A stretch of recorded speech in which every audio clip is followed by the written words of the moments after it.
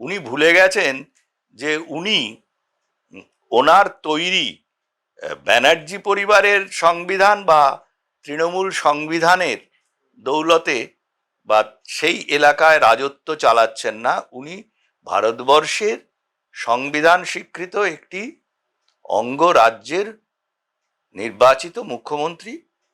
ওনার পরবর্তী নির্বাচনে যাওয়ার প্রক্রিয়া শুরু হয়েছে এবং নির্বাচনী প্রক্রিয়া শুরু হলে রাজ্যের যে প্রশাসনিক ক্ষমতা সুষ্ঠু নির্বাচনের তাগিদে সেটা দেওয়া হয় নির্বাচন কমিশনের হাতে। এগুলো যে নির্বাচন কমিশন করেছেন পুরো তার এখতিয়ারের মধ্যে।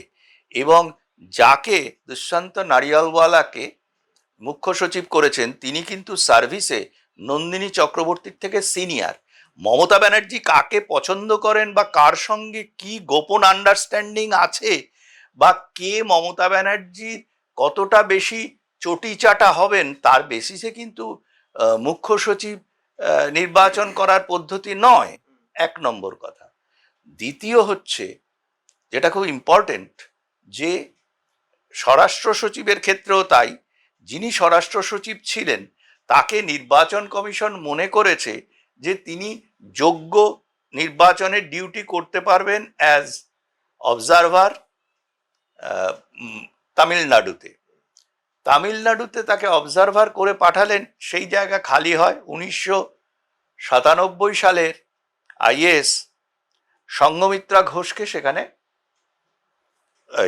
স্বরাষ্ট্র সচিব করে পাঠানো হয়েছে। এতে অপরাধটা কোথায়?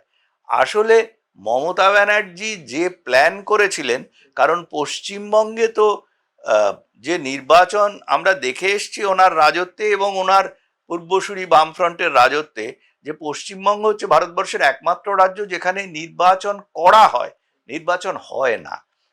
অন্য জায়গার মতো এবারে নির্বাচন হওয়ার প্রতিশ্রুতি নির্বাচন কমিশন কিন্তু নির্বাচন ঘোষণার দিনই দিয়েছে।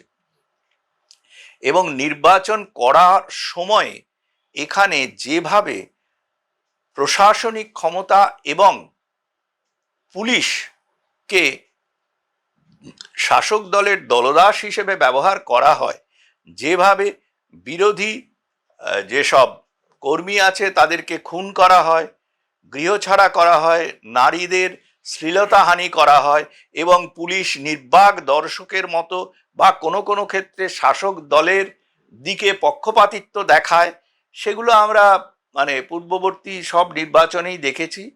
এবারে নির্বাচন কমিশন প্রতিশ্রুতিবদ্ধ যে সেটা আর হবে না। তার জন্য যাবতীয় যা যা ব্যবস্থা নির্বাচন কমিশন নিচ্ছে এবং আইনানুগ নিচ্ছে, তাতে মমতা ব্যানার্জির গায়ে জ্বলুনি হতে পারে। তিনি বাজারে পয়সা দিলে বার্নল কিনতে পাওয়া যায়, বার্নল কিনে তিনি গায়ের ফোস্কা প্রশমিত করতে পারেন,